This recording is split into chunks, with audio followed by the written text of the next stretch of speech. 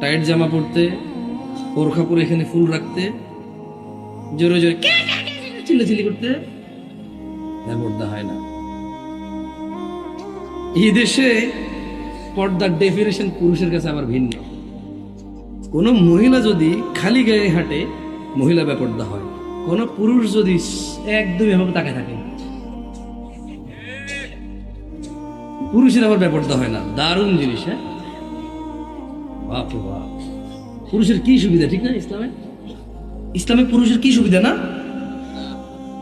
কি সাথে থাকলে পুরুষ বেপর্দা হয় না? মহিলা বোরখা না পড়লে জাহান্নামে যাবে, বেপর্দা হয়। পুরুষ তাকায় থাকলে তাহলে বেপর্দা হয়ে জাহান্নামে যাবে না? কি কোন আমি প্রথম শুনলাম গাজীপুরের মানুষ কি করে। আমি তো কোনো ওয়াজও শুনি না যে পুরুষ বেপর্দা হয়। পর্দা আসলেই তো আগে মহিলা মাথায় আসে।